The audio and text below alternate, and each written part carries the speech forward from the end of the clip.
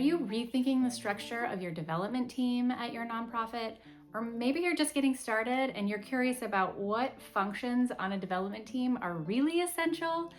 Today, we're going to jump into it all. Whether you are a big nonprofit with a fundraising team of 30 people or more, or maybe you're just getting started and you only have 1 or 2 people on your development team, maybe it's a volunteer board at this point. There are some functions that in today's world are non-negotiable. You must fill these roles. And there are ways to combine those roles if you need to. We're gonna jump into it and talk it all through. Before we get started, I'm Karen Elizabeth Bryant, fundraising strategist and coach. I'm here to help you raise more money, build better donor relationships, and not burn out in the process. I've been doing this work for almost 20 years, and I have held a variety of different positions within development teams at nonprofits, both local and international. So I'm happy to share this knowledge with you. Let's dig into it. The first position that you are of course going to need is going to be the leader of this development team.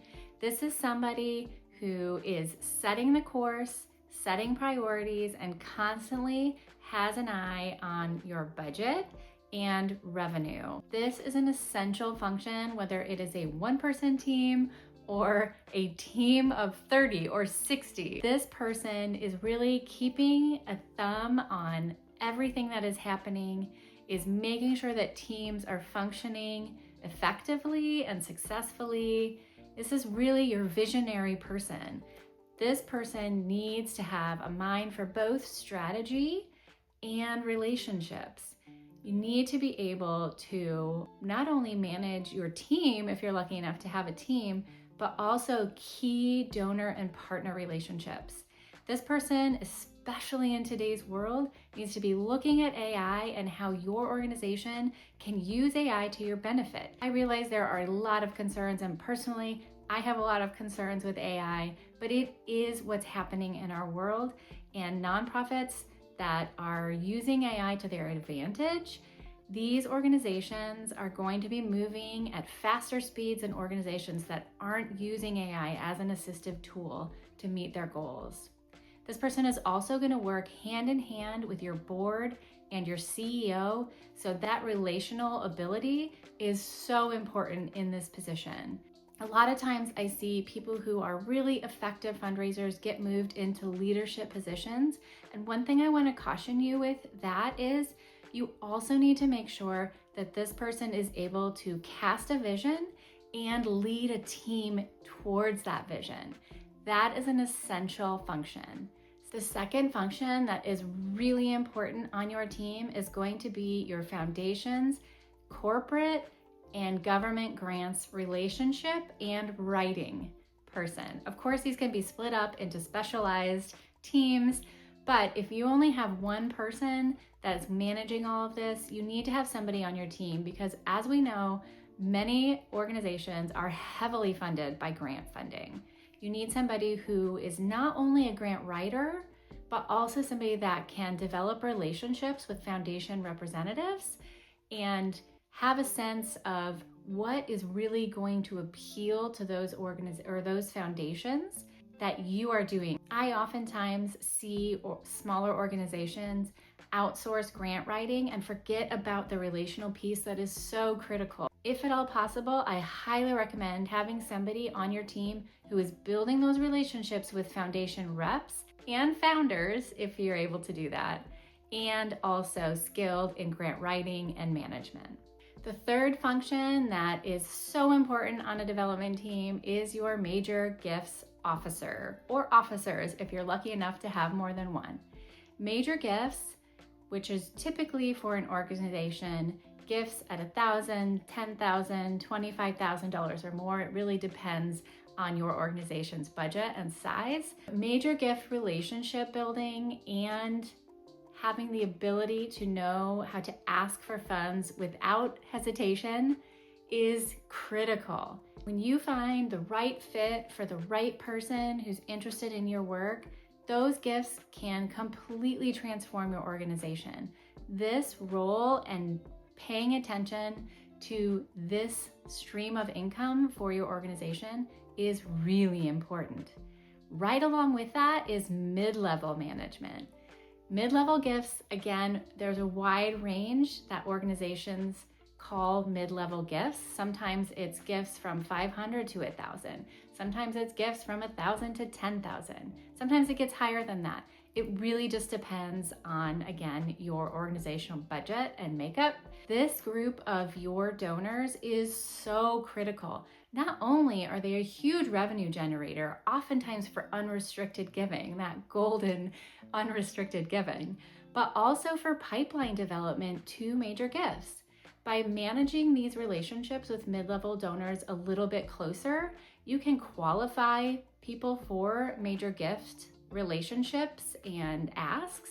Oftentimes, I also see mid-level donors unexpectedly give a major gift because someone has spent the time getting to know them, getting to know what they care about, and thanking them personally. The fifth function that is going to be critical for your team is your membership and acquisition team.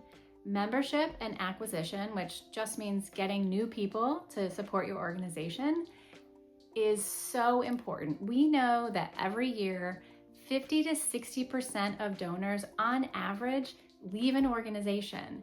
This is industry-wide, and organizations that can beat that 40% renewal rate are doing really well. Having someone who has their eye constantly on bringing new donors into the organization and stewarding those donors who are already giving is so important. People will keep giving when they know the impact that their gifts are making, when they're thanked personally and feel like their gifts are appreciated, and when somebody makes an ask. So you have to have those different functions happening and someone really paying attention and has the skill to know what motivates people to give in that category of giving. And membership typically means donors giving less than whatever that mid-level threshold would be.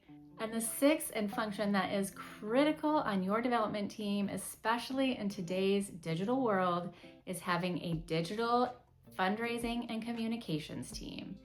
These skills are highly specialized. This is how people are oftentimes finding organizations, researching organizations, and getting excited about being a part of it.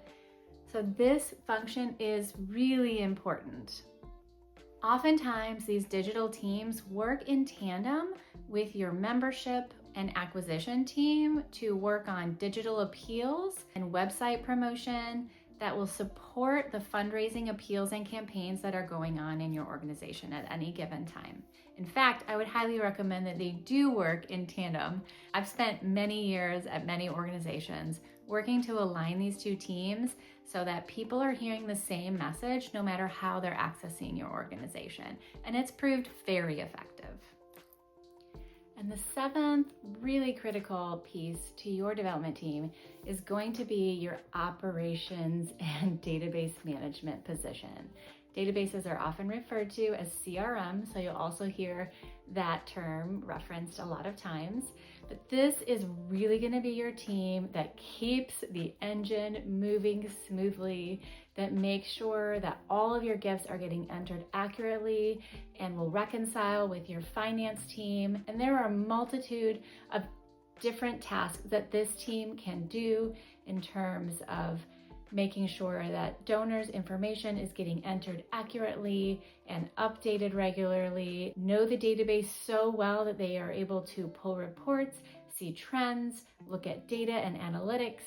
This team sometimes internally will process checks that come to your office directly. Your data and operations manager is going to be coordinating with every other person on your team on a daily basis, as well as with your donors sometimes, to make sure that your team has the information to manage relationships well and cultivate and steward donors as they're making gifts to your organization.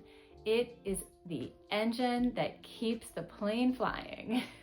If you need to, or maybe even if you don't, I'd also recommend outsourcing gift processing to a caging house if you're able to do so.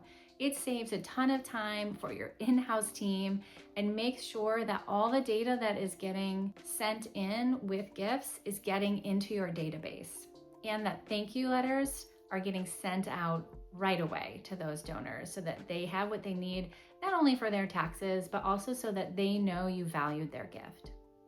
Okay, so there is one more position that maybe isn't totally essential, but I would say it is a really important role. It will help you fundraise beyond your wildest dreams, and I would almost put it in that essential category. If you are growing on your development team, you have capacity, or this position can sometimes be blended with your major gifts work, your membership work, but it is really important, and so I want to mention it here. It is your planned giving position. Planned giving, it consists of things like bequests, IRA contributions, beneficiaries for life insurance policies, things of this nature, and they get much more complex than that, but they are things of this nature, and more of our donors, as our population is aging and becoming wealthy young in life, are having plans put in place, and it is very strategic and very valuable to be thinking about this and educate yourself just enough so that you can talk with donors. You can always bring in their financial advisors, their attorneys. Those resources are always going to be available to you, but this is a really powerful way to raise revenue, and I wouldn't leave it out. Although if you're just starting out, maybe you don't have this full-time position in place yet, but I would think about it, plan for it, make sure it's something you plan to add to your team sometime soon. Your development team is the fuel that is going to help you accomplish your mission. Having a fully staffed development team is just as important as fully staffing any program at your organization. It cannot be an afterthought. There are ways to combine some of these functions together into one position if necessary. I would, however, really recommend that you try to separate these out because you will be more successful and you will allow your staff to have less burnout. And we know that is one of the biggest issues in our field, is that the typical tenure for people in fundraising and development is about 18 months to 2 years. If you don't have each of these functions on your development team, you are quite frankly leaving money on the table and depriving the world of the success of your organization and your mission. And I know you're out there doing really important and good work and serving a lot of people. I hope you learned something valuable that you can take away from this conversation. Please comment below if you think there's new positions that we should be thinking about in this ever-changing world. I would love to hear it. And please like and subscribe, follow my channel for more free fundraising tips. Happy fundraising!